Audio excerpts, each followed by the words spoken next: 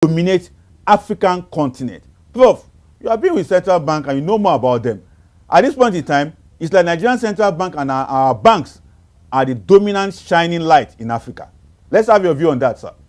No, without a doubt. Without a doubt. Considering the position of this country in 2023 when they came in, considering the level of damage, because we were forced into devaluation because of the situation. We needed correction, and there were multiple exchange rates at that time. They were able to streamline those. We came in to meet about $8 billion dollar debts. Airlines disappeared from Nigeria, not coming here. So there were a lot of things that they corrected. It took them quite some time, but they did. And then now they have achieved sound macroeconomic stability of all of it. And then inflation is under control and constantly coming down. You have seen the exchange rate also steady, and then it's trending down as well, to 1,300 and whatever. As opposed to when it nearly hit 2,000 naira to a dollar. And then we also seen the monetary policy rate also started trending down. So and then you've seen balance of payments positive, balance of trade positive, all negative to positive, negative to positive. Then you've seen all the macroeconomic parameters are positive and convergent. And then you have the rating agencies, Moody, Fitch, and the Standards and Poor, they're all ticking, is all tick and positive territory. So with all that, there's confidence. That all translates to investor confidence. And I know we are not doing as well in foreign direct investment, but at least we are doing a lot more on foreign portfolio investment. And that also depends on reasonably high interest rate, provided it is also positive real interest rate, and then also provided that is steady. So that can allow them to borrow money cheap at other constituencies abroad that can lend at 3-4%, and then come and cream 15 to 18% here on our treasury bills, and then guarantee that the rates will be steady so that they can take their money and run away like a thief. So we know all that. But it's kudos. It's kudos to the CBN because they have managed to deliver a hitch-free bank recapitalization. And if you compare what has happened now to what happened in 2005, 2005 was bloodshed. It was unbelievable because it was the right decision, and it was done so hastily that 89 banks had to whittle down to 25 banks, and so you had forced closure and aggressive takeover, and then measures, and then a lot of people had to pay so badly for that. Violence also attended all that stuff. But now it was seamless. 2 years was given. They went to capital market. 72% of the fund they raised are from domestic sources. 27% is from foreign investors, and then you have $3.3 billion, $3.35 billion raised as a result. So all the indicators like capital adequacy ratio of 10% for national banks and capital at 15% for foreign international banks, all ticking positive. Non-performing loans, which are usually around 5%, most of those banks are there. From 25 banks, it ended up increasing to 33 banks. It's good. They've done well. Without hitches, without bloodshed, without acrimony, we're moving. And then also you see that the focus, apart from maintaining financial system stability, and then also having to address the $1 trillion economy, we have now an opportunity for the banks to come and tell us what they intend to use with this money that they have raised. Of course, you know that 45% of it will be sequestered by the bank at the cash reserve ratio, but they need to tell us because we need more money on infrastructure, road, rail, and the power. And at the same time, we need injection into the digital economy because you want to help move informal to formal, to increase, widen the tax base, and also to widen their own customer base as well, because it's always so difficult to have transmissibility of monetary policy when the bulk of the money circulation is outside the banking sector. So how are you going to transmit the policy?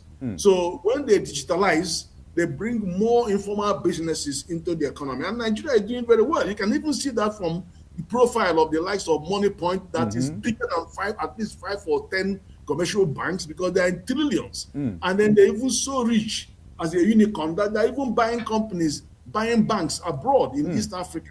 So, the future of the banking sector is to embrace fintech, invest in digital infrastructure, invest in blockchain, invest in AI, and then who goes to bank these days? I don't go. Who goes to ATM? They're not working. So they're going to move. They have to wake up. And if they're going to use their money the way they behave, we decide how central bank is going to deal with them going forward.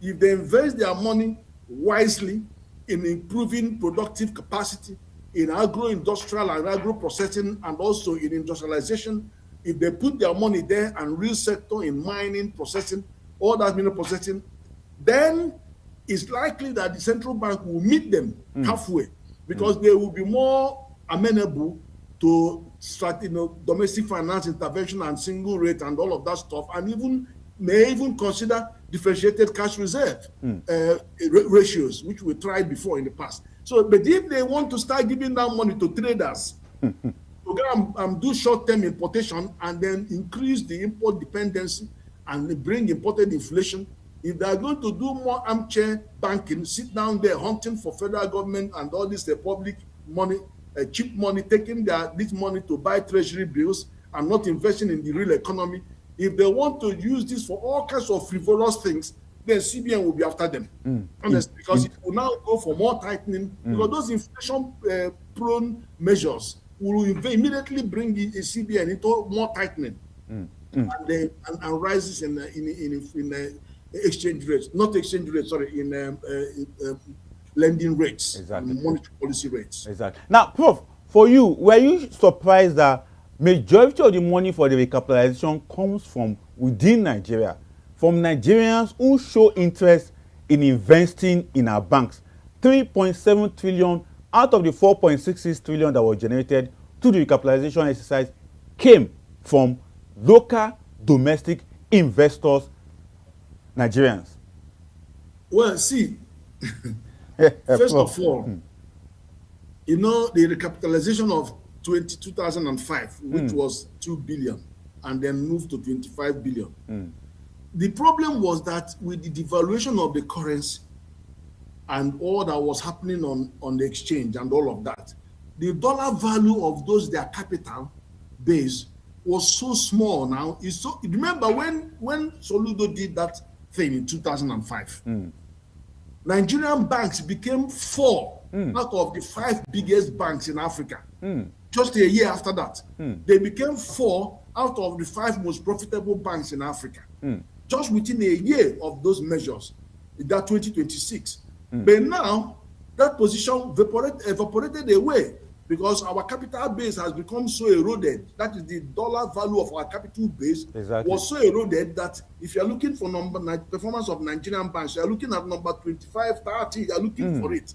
Whereas in the past, you want the 5 biggest, Nigeria are 4 out of the 5 biggest. You want the most profitable, Nigeria are 4 out of the most profitable. So we needed to rectify those. And don't forget that not only that the central bank has the role to ensure that their liquidity position and their capital base is enough to deal with the size of projects that we need. In fact, their obligor limit, their single obligor limit would increase substantially. But also it has to be mirror international standards for the banks of that nature.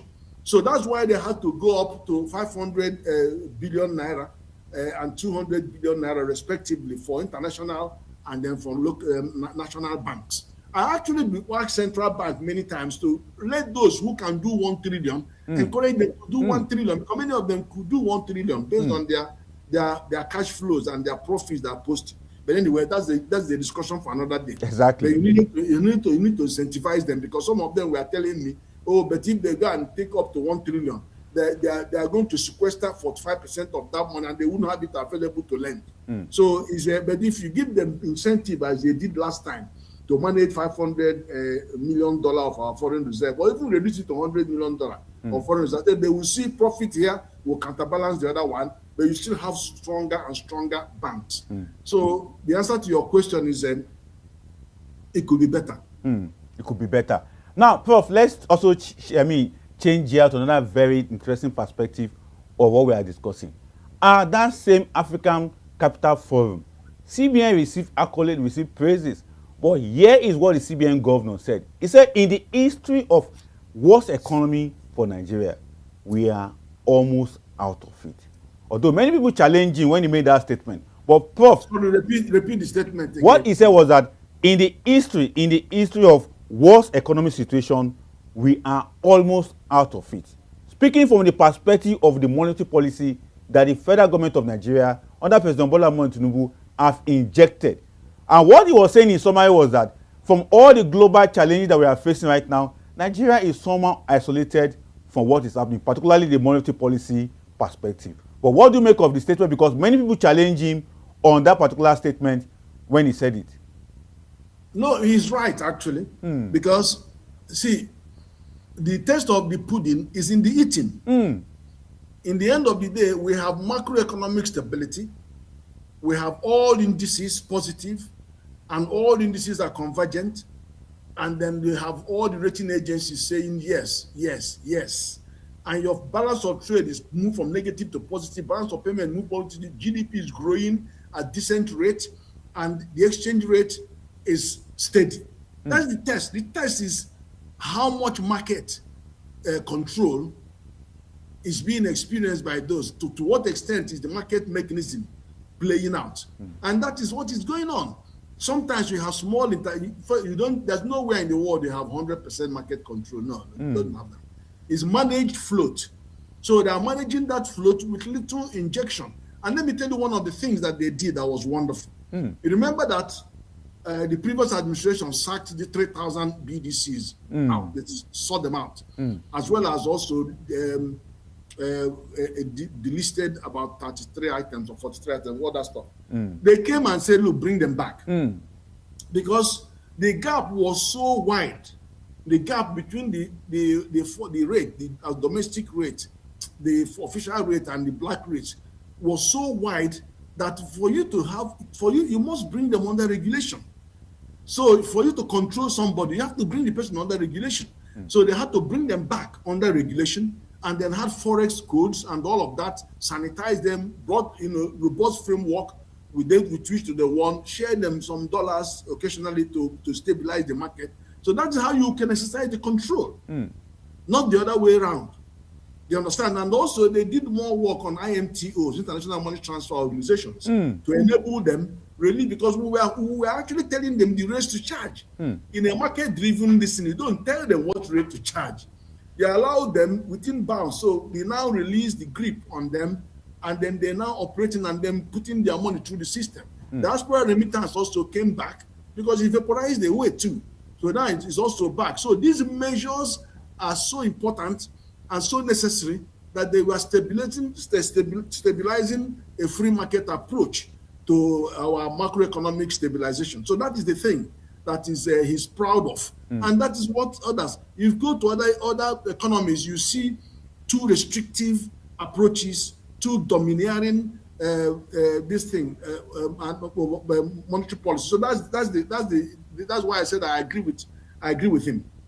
Interesting. But on the other hand, for Yemi Cardoso, he has explained, he has put it out that he is on a mission to stabilize Nigerian monetary policy, to ensure it is an inclusive monetary policy.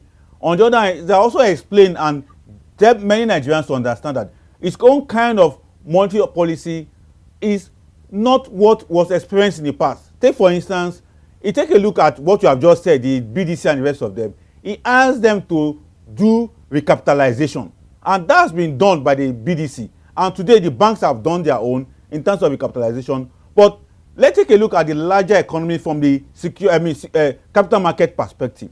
Just recently, the capital market regulator also came up with about 5 pillars to manage the capital market. Prof, what do you make of all this reform coming from left and right, particularly in the financial industry sector of Nigeria? Well, what we are seeing that we are having more dynamism in the financial sector.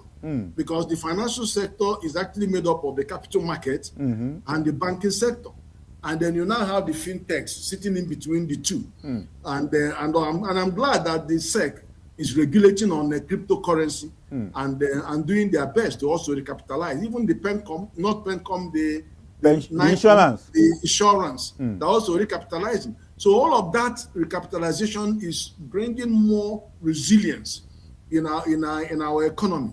But then the full test of it is, to what extent can this drive the entire economy to aim towards this $1 trillion economy? And how can you ensure that this growth is going to be inclusive and not resulting in more and deeper poverty poverty reduction and then also unemployment? So it is the test of it is, how do you lift more people out of poverty? How do you reduce the deepening inequality and poverty? How do you create more employment? So all of those are now the litmus tests going forward. And I think when I talked to National Economic Council a month ago, I also raised this particular issue to say that the monetary policy has a role to play. And that is a significant role, because when they carry this recapitalization of these banks, and then the other one that is in charge of long-term capital, which is SEC, bring their own also, then they will now have to focus on export-led growth strategy. Because it's in the export-led growth strategy that you can actually reverse the export of jobs and importation of poverty. You reverse it, and then you now start promoting value addition of your raw material, not least because you want to do so, but because for you to trade in Africa Continental Free Trade, they require 40% value addition. So why is the president holding back from signing the 30% mandatory value addition that has been sitting on his desk since 8 months ago, passed by both Senate and Federal House of Rep? If you don't have a floor for additional value addition, investors are not bringing their money to buy equipment to process, because they are not sure they will get raw material. They are still exporting the raw material. So that makes sense, you know. So I needed to tell the central bank to also begin to think about how they will now have more export-facing policy that would focus on diversification and force the banking sector to lend more credit to the private sector and targeted to the real sector. So all of that were the context of my intervention. Exactly. Very interesting intervention you are giving so far to the Central Bank of Nigeria. But we are not yet done with the Central Bank, particularly FX stability, FX improvement. You know, recently the CBN said they are targeting $1 billion monthly from the diaspora remittance. And when that $1 billion monthly from diaspora remittances, 1 billion. But a lot of people have challenged them that how would they be able to achieve that? Prof, you know more. Let us have your view on that. 1 billion I don't know monthly. why you have forgotten. You have conveniently forgotten that there was a time when we were getting 24 to 26 billion dollars from diaspora remittance. But they vaporized away.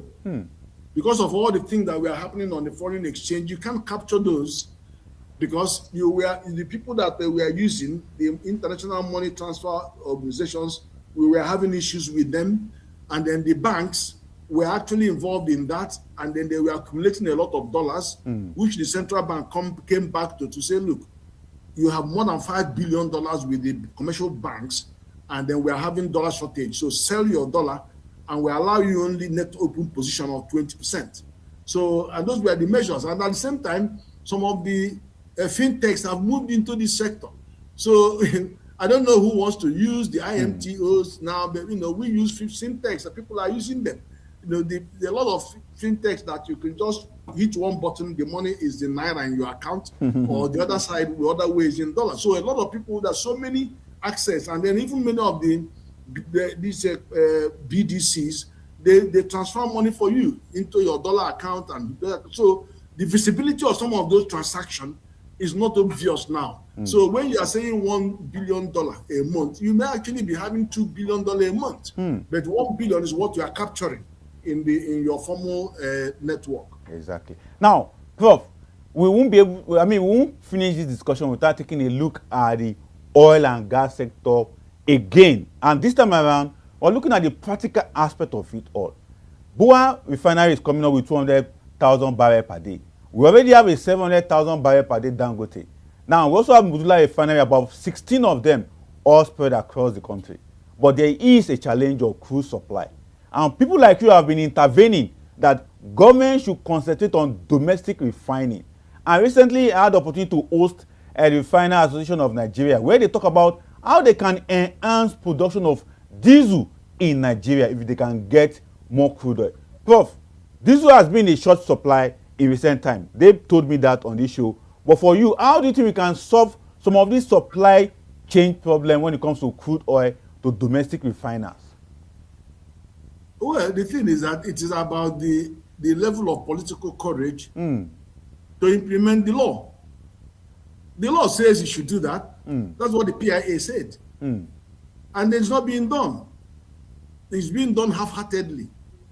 And then what they keep telling you, oh, we have contracts, forward contracts that see, Dangote asks for particular streams of crude, quality crude. They don't give them the thing that they asked for. They give them the one that they didn't ask for. They don't give them the 20 shipload that they need. They give them only 5. And out of those 5, they require 13 to even meet the demand for the economy. The other ones that they can refine and sell and make big profit from those, but they're not. Instead, the 5 they're going to give them, they will pay $3 premium. The other ones that then go and look for, they keep selling them from one place to another person, and by the time they buy, they would have paid a premium of between $6 and $12 or even $18. So it's not a good situation because this is violating the law. The law says domestic crude obligation first. That's the law. It's not something. And then when you have an energy crisis, every country is invoking that force majeure. And you can invoke force majeure not to stop the country. After all, you're producing 1.4 to 1.8 million barrels a day. We're only talking about 700,000 barrels. So you can say to the people that you have contract with, look, there's force majeure. We can only supply you half of the quantity over time. And then the law, we are breaking the law. So apart from the circumstance of Gulf crisis, you have to have the law that we are breaking. So it is in their interest. And, and at some point, it has to be take it or leave it. But you can't sacrifice the interest of Nigerians as a whole for the monies that individuals are putting in their pockets. Prof, in less than 3 minutes, I'll be wrapping up with you, but help me